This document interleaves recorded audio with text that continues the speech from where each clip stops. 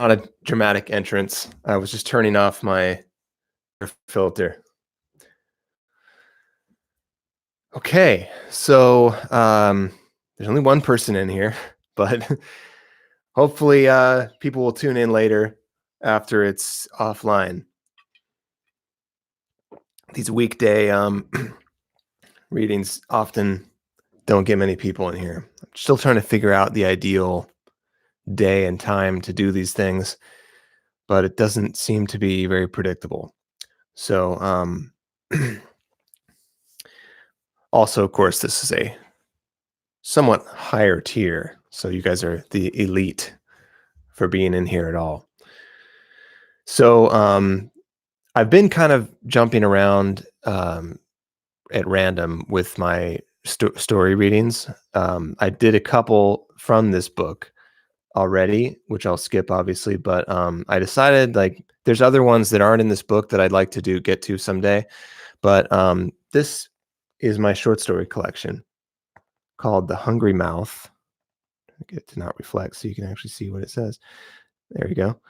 I published it in 2012. So it was it was one of those projects that I did in the in between of Warm Bodies and the rest of the series. And I had already written most of the stories at that point. But I had this idea at the time. It was 2012, so the movie hadn't come out yet. But I wasn't, popular yet. I had sold a modest amount of copies of Warm Bodies, which came out in 2011. But for some reason, I had the idea even then that I had plenty of time and plenty of audience goodwill based on Warm Bodies' success, that I was free to dally around and experiment for a while. And I thought, now's a good time to, put out some other material that is more representative of kind of who I am as a writer. Warm Bodies was one of several styles that I do, as far as the actual style of the writing, and then even more so just the content. I don't often go that pop culture-y, shall we say, using pre-existing properties and monsters and whatever, and kind of it was a foray into a kind of commercial realm of I don't know, pop culture engagement on an artistic level or something. But I wanted to write some or showcase some other stories that showed off kind of the other styles of writing that I normally had been doing for most of my nascent writing career. And so I thought now would be a perfect time to release a short story collection because I can sort of do all the different styles that I do in one book and um, kind of expand my palette. And so I can't remember how many were already written at the time. Probably over half of them. And then I wrote a bunch of new ones during that. There was kind of this gap, a couple of years after Warm Bodies came out in 2011, before the movie came out. Those 2 years were kind of like, well, what do I do now? Because everything's about to blow, but it hasn't blown yet. And of course, people were telling me now's your moment. Now's the time to have a bunch of stuff ready to sell, because when the movie comes out, everyone's going to be banging on your door. And for some reason, I took that to mean now's a good time to write a format of fiction that hardly anybody reads. And I guess maybe I thought some of the stories could, and I still think could, be adapted for film, but they're actually in generally pretty oddball. Like they're not really clear narratives on some of them. They're a bit more experimental, shall we say. So anyway, I put out this book. I self-published it in this format, as I always do. My little impatient push out the door while meanwhile trying to pursue traditional publishing. And I did pursue that. After Warm Bodies was done, I worked on this with my agent, and I think this is actually the version that after my edits with him. I would hope that I did the edits before I printed this. Otherwise, there's better versions of these stories somewhere in my computer. But as far as I can tell, this is the current version of most of them. And yeah, we tried for a while to get it published, and like nobody wanted to do it. Obviously, first person we went to was Atria, who was doing Warm Bodies, and unsurprisingly, they didn't think it was commercial enough because they didn't like that the stories don't have endings per se or climaxes, which is like a fair complaint for some of them, but I feel like that's kind of the format of short stories, especially in the more literary realm. They usually don't go anywhere. They just kind of present a scene or vignette and then kind of end. So I felt like mine have more structure than that. Some of them have definite plot and an ending, but a lot of them are a bit more mood pieces like that. So the ones I'm going to read today are sort of both sides of that coin. One is kind of a mood piece. It's sort of the intro to the whole collection, and very short. And then the other one is more of a traditional narrative. And so I'm going to jump into this first one, and then I'll introduce the next one as well, because I feel like each one of these stories is going to require a little bit of preamble.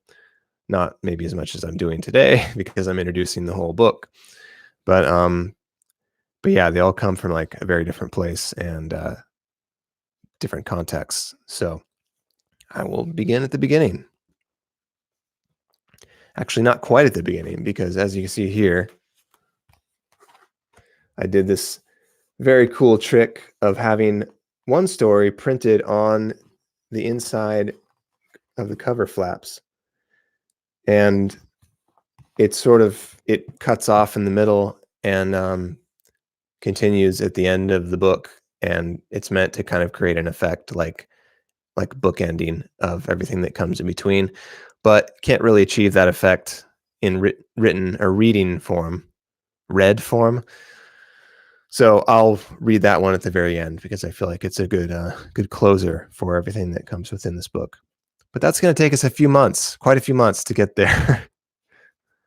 So hopefully you stick with me for all that time. Or better yet, maybe I won't need to keep doing Patreon by then, but I might keep doing it anyway. We'll see.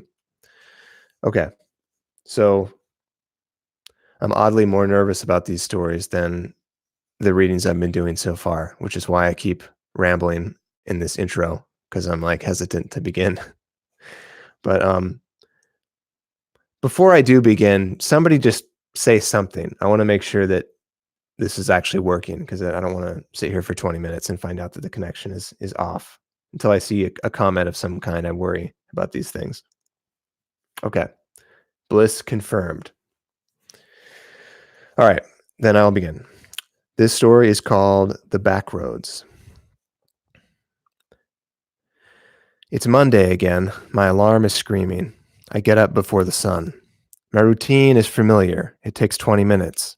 I'm on the freeway and on schedule, coffee and the morning news. But today is strange. Today is different. Dawn is too slow and the sky looks like corpses, so my hands twitch and my car swerves and I take an exit that isn't mine. Today, I will be late for work. The road is straight, so I drive fast and civilization thins. Gas stations dwindle, malls vanish, traffic lights quit their vigilance. The road narrows. Lanes peel away till there's only one, slicing through the foothills toward the blue haze of the Cascades.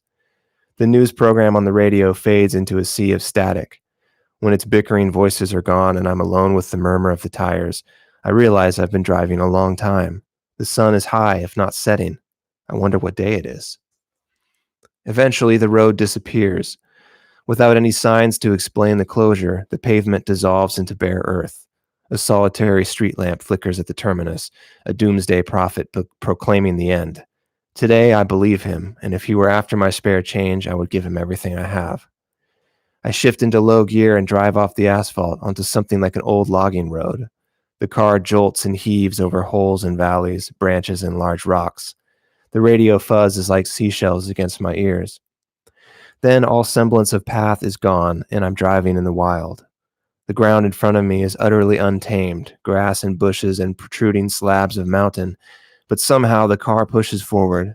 The landscape fights me half-heartedly, like a playful father who will let me win, yes, but not easily. The sun goes down and my headlights bathe the trees and bushes. What's beyond the Cascade Mountains? Winthrop, Bridgeport, the Grand Coulee Dam. But how do I know this? I've seen maps and globes and books and films, images inked on paper and shot in studios by people I've never met. But how do I know for sure anything I haven't seen, any place I've never been? What if everyone's just pretending? What if the world is still unknown? I drive all night, and in the morning I see monkeys darting through the pines. An hour later, animals I can't identify, furry, legless things crawling on their bellies, glossy creatures with geometric heads, and translucent birds. I drive past square protrusions in the earth, and beneath the moss I glimpse the glitter of windows, the tops of skyscrapers long buried, lost civilizations that somehow avoided the history books. Anyone could see this if they happened to pass by, but they won't pass by. Everyone knows what everyone knows, and my rusty old Kia is the only car on the road. Up ahead is a rocky ridge that drops into a valley still hidden from view. As I approach, I hear voices breaking through the static on the radio, speaking a language unlike any I've ever heard. Then music, songs in the key of pi, ultraviolet melodies in fourth dimensional stereo. I crank up the volume, roll down the windows, and drive toward the ridge with the wind in my hair and one hand on the steering wheel, jolting and rocking on tired shocks and bald tires toward the deep end of the world. I've never felt such relief.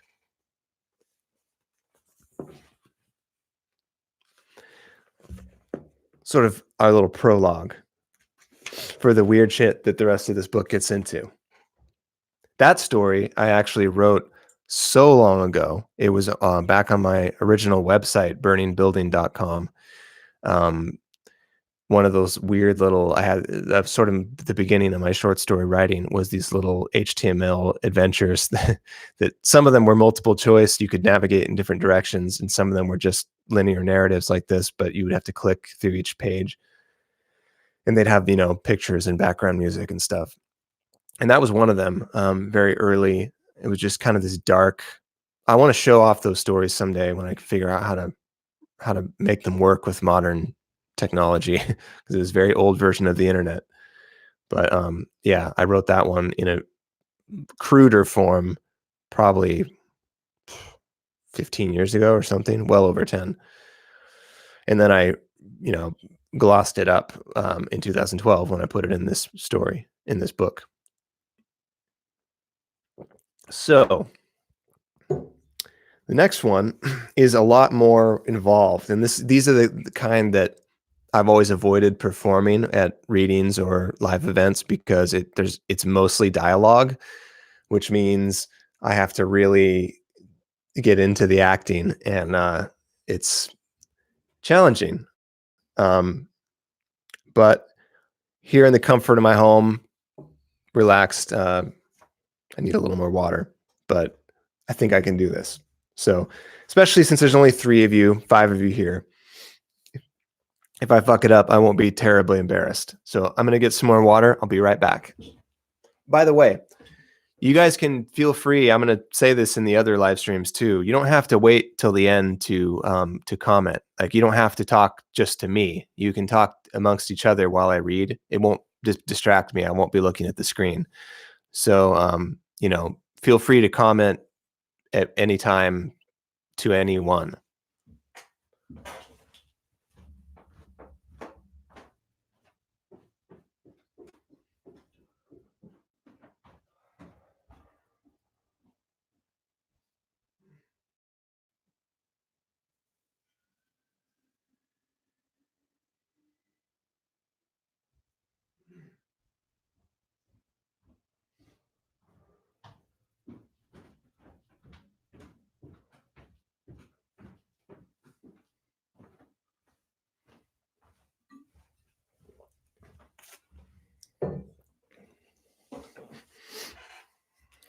All right. So this one, I have to preface this with, this was written much earlier than 2012. This was another of those old website stories that I revised and revived a little bit for this book. But yeah, some elements are pretty dated. Uh, some of the websites and the cultural references, um, even some of the liquor brands are a little bit showing signs of either an earlier era or a younger age for me. So bear in mind that I was probably, I don't know, definitely under 30 when I wrote this, probably 2012. I was in like my early 20s. So um, forgive me any immaturities you may notice in this romantic little tale.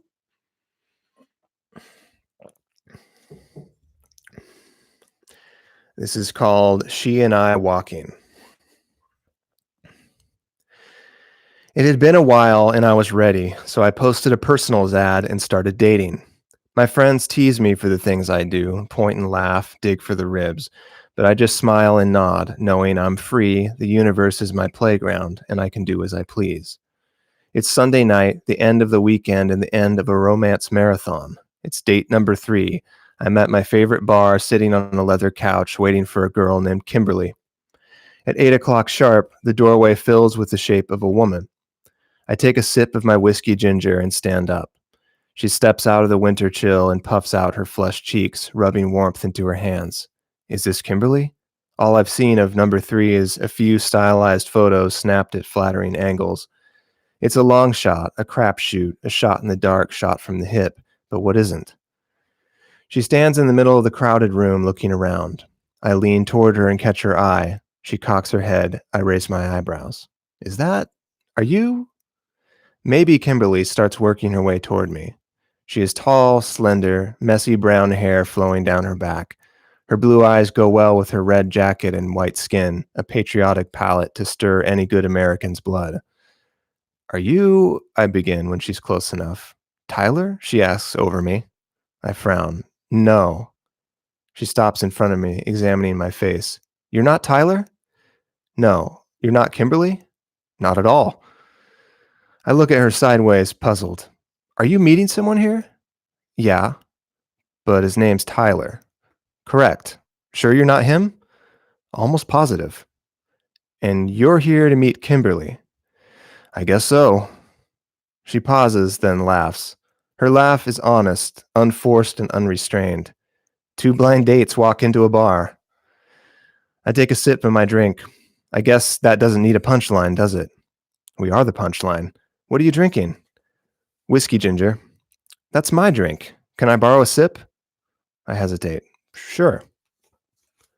I hand it to her and she drinks, dodging the little black straw and leaving a pink smudge on the glass.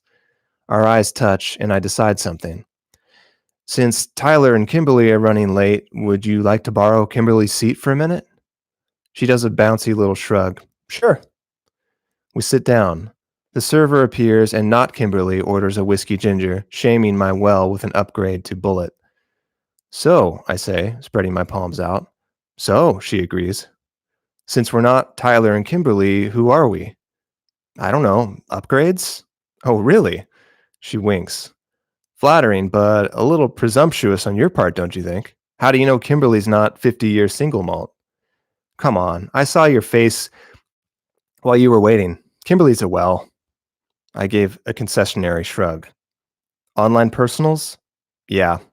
She nods ruefully. Facebook. Someday, maybe we'll be able to skip this whole dating ordeal and just have computers fall in love for us.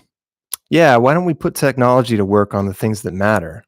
Less AIDS medicine, more automatic dating machines. We both stand on a big sensor and it would crunch the numbers and calculate everything from our first date to our divorce and spit it all out in a 10-page transcript. Then we could just read it together, hug, and go home. The whole thing would take less than 10 minutes. We could have dozens of relationships a day. I'm sure this already exists in Japan. Her drink arrives. She sets the straw on the table and sinks her lips into the icy liquor. We're sitting on a bench in a small circle of benches in Hazelwood's mezzanine, looking down on the crowd crammed against the bar. The lights are dim, the leather is dark. There are purple curtains and lots of velvet. Ever been here before? I ask her. Nope. You? I live nearby. Let me guess, this is your first date, Lair? It's getting kind of embarrassing.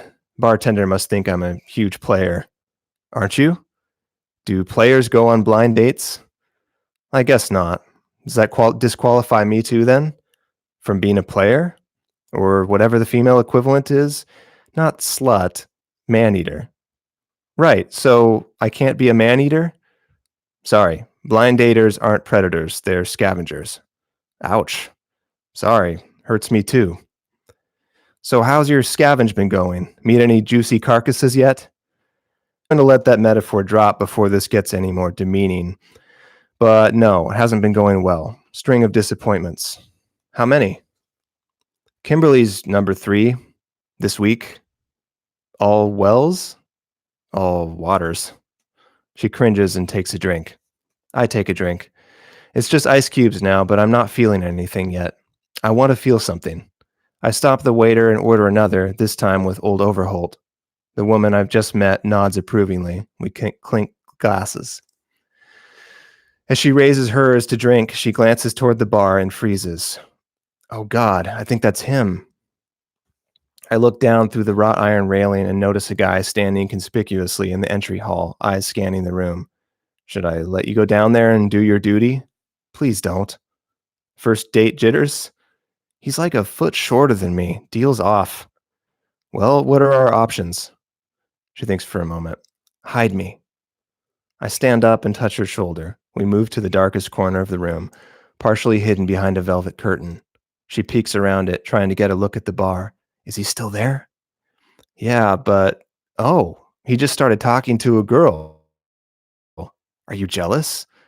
She risks a second glance. That vile cad. I look back again and my eyes widen. Oh my God. What? I think that's her. No. Yeah, that's Kimberly. Your date is hitting on my date. She turns around and stares. 4 blind dates walk into a bar? This could get awkward. I set my drink down and look at her. I feel a buzzing in my chest like I've swallowed a cell phone. Would you like to go for a walk? She does that bouncy shrug again. Sure. We leave the bar. Tyler and Kimberly glance at us as we push through the door, but there's no spark of recognition. Or maybe we've turned invisible.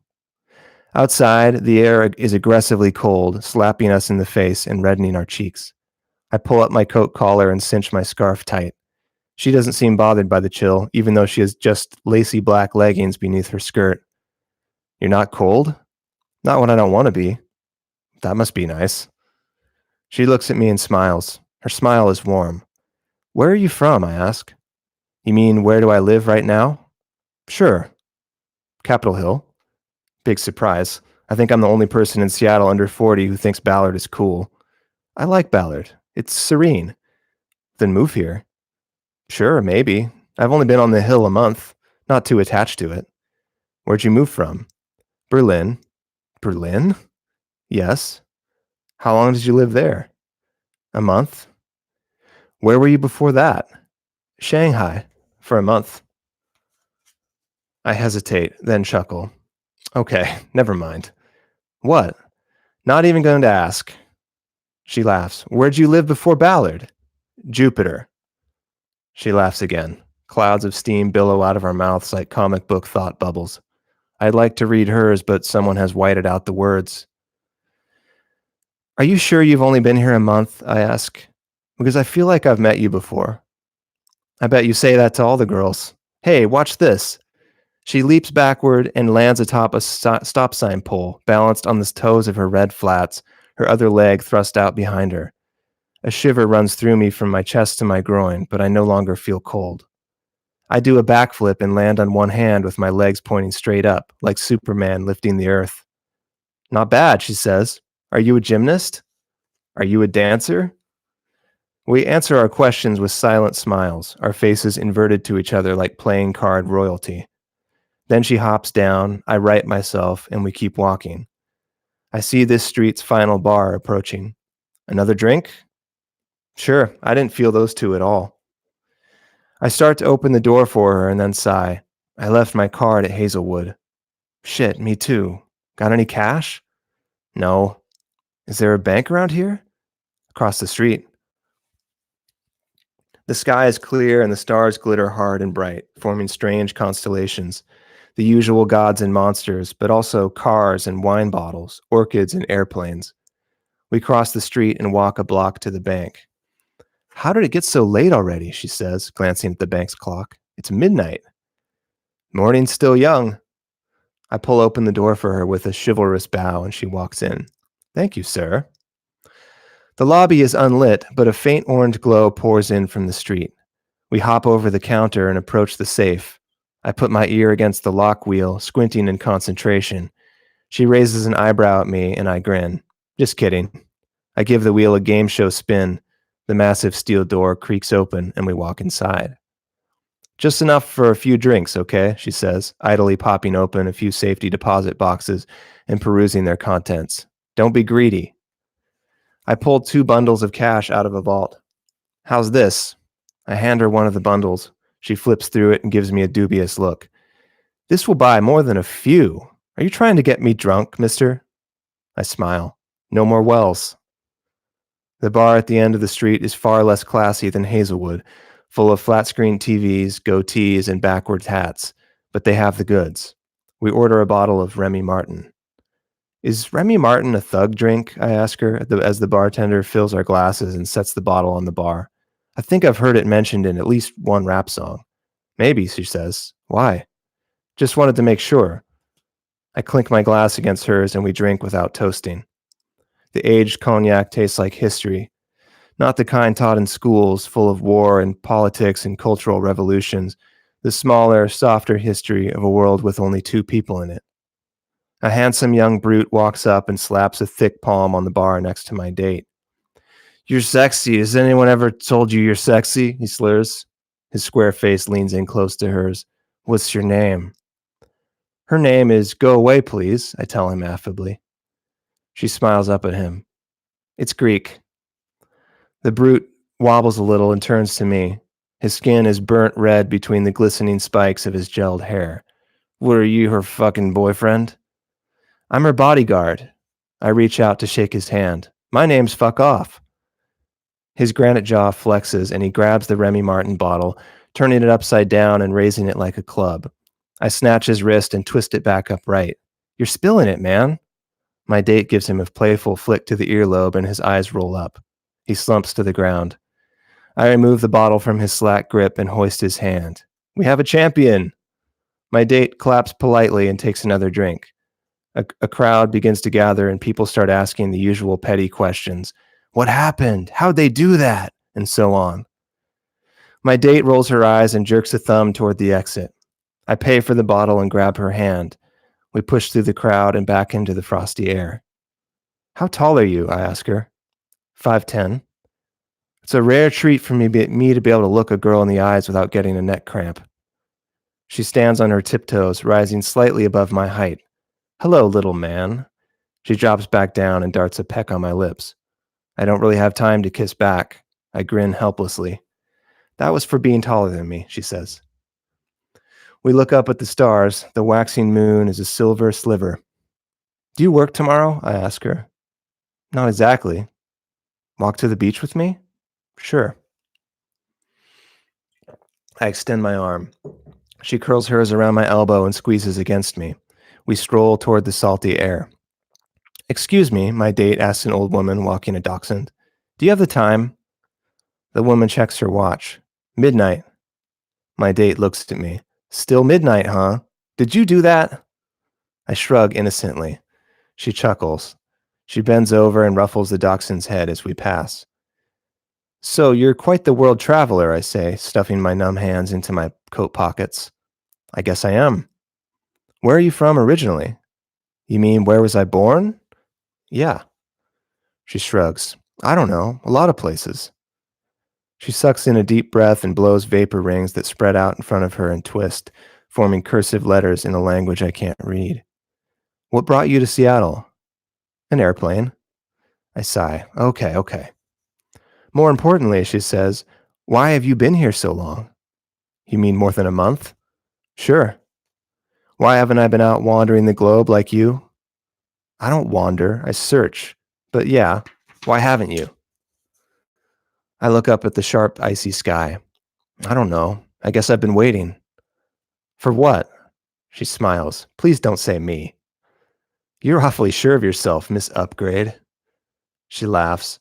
She bobs up and gives me another peck on the lips. I try to capture the kiss, but my reflexes are too slow. I like doing that, she says. Thanks for being tall. My pleasure. 2 blocks away, a group of college kids are shuffling toward us, stumbling into the street and hollering at each other. Want me to take them out? She giggles.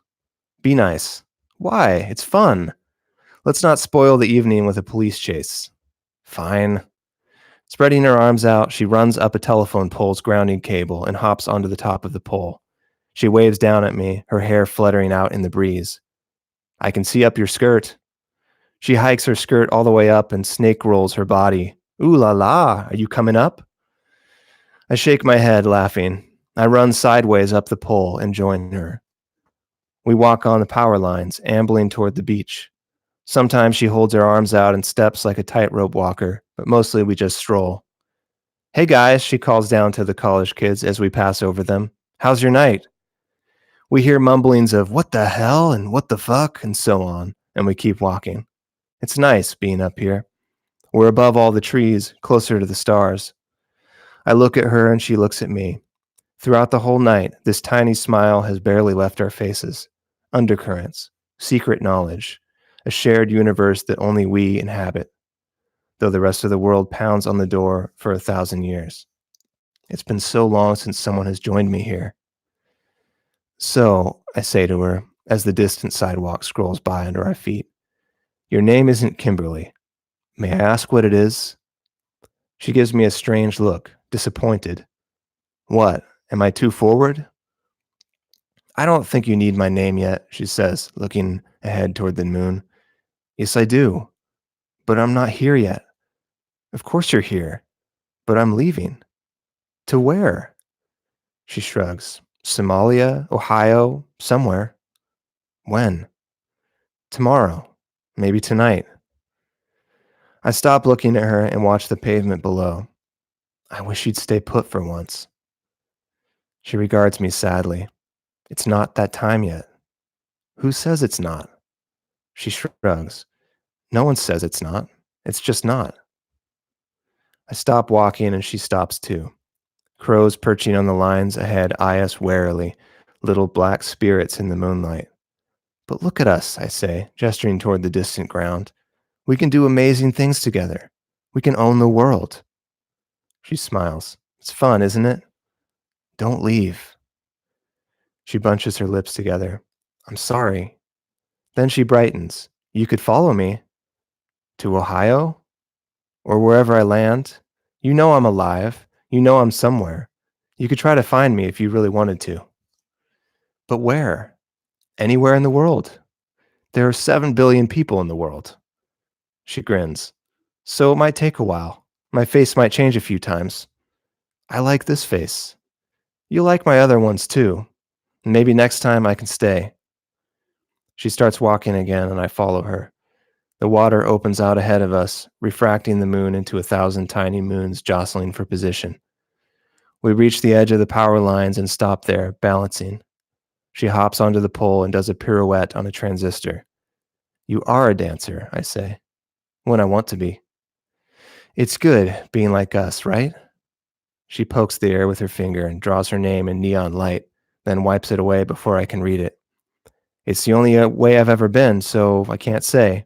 But I like it. It's not easy, though. Nope, never easy. I reach out and stroke her hair. She squeezes my hand and pushes it away. I should probably go. It's getting late. I shake my head. It's still midnight. Cheater. I sink my hand into the warm nest of her hair and pull her close. I kiss her reverently, saving every quarter second. When I release her, she smiles up at me and doesn't say anything. Can I walk you to your car? I don't have one. Can I walk you home? What about Kimberly? What about Tyler? She smiles. No more wells, right? With great effort, I force a smile in return. No more wells. Good night, she says. See you soon. And she's gone. I gingerly work my way down the telephone pole's lineman spikes, scraping my ankle as I hop to the pavement. I wrap my coat collar tight and cinch my scarf. My breath makes clouds in the cold, and the breeze whisks them away.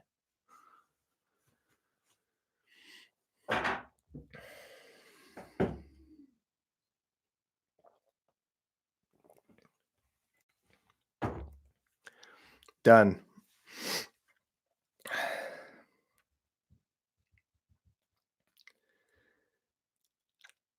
Questions, comments?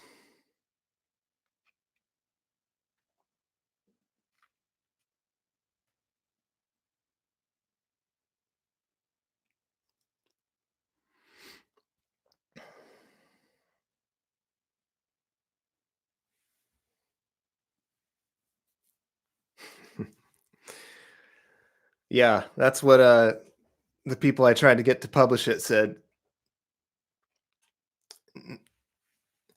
There's something inherently frustrating about short stories, most of them, because you never really get a fully satisfying experience. They're like everything's an appetizer, a little taste of a feeling or a moment, but you don't really dig into them, which is just kind of the nature of short stories. Unless you're doing like novella length, they have to be vignettes, and they're not. Uh, the reason that I write them as short stories is because they're not complicated enough to support an entire novel. They allow for more experimentation because you don't have to sustain whatever the premise is for 300 pages or whatever. You can kind of just put it out there and then cut. So that one is a little more literal than some of them. Kind of obviously takes a surreal turn toward the end, but I feel like it's not that hard to figure out what it's about, and obviously not a narrative that can continue beyond that point. Since, as with many of these stories, it's more metaphorical than literal. Obviously, the previous one is not really a story about somebody driving into another world so much as it is evoking a feeling of exploring the unknown in the mundane world around us. And this one is not supposed to be, about superheroes or something. It's more about a feeling, which I will not debase by trying to describe it in any more literal ways, but I think you get the idea. There are a few in this book that are more literal than this, but I don't know. Looking back at the table of contents. The next one is could be read as literal if you want to, as just a horror story. Obviously, there's something thematic going on there, but yeah, pretty much all of these are. No, there's a few that are a bit more grounded. None of them are actually. There is one. There's one story in here that is just straight up realism about a thing that happened in my real life. that to me was the experiment of writing just a story about a normal thing happening. All the rest of them have some kind of surreal twist.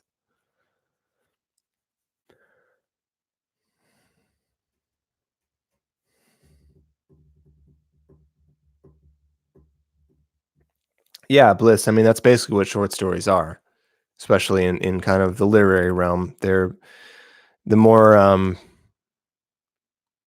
they don't I don't know if you read a lot of short stories, but they rarely have, a full story arc with a beginning and a middle and an end and everything. They're just not. That's why they're short stories, because they're like a scene. And the more poetic you get, the less you rely on there being a plot. It's more about a concept or something. Some of these do have plots, but you have to just kind of read into the tone and style of it. The book that I was talking about last week, Lake Monsters, North American Lake Monsters, is a short story collection that I'm finding that the style of it is actually very similar to how I used to write short stories, and in that sort of blending of realism with sudden departure into fantasy. And I've only read 2 stories of it so far, so the jury's still out. But I think there's a fine line with that approach. Um, I think for me, like, you have to really double down on the transition into fantasy. Like with this one, it happens kind of gradually, but everything until the moment they leave the bar is fully real. And then they do a handstand and you realize something, she jumps on a stop sign and you realize something's not quite normal here.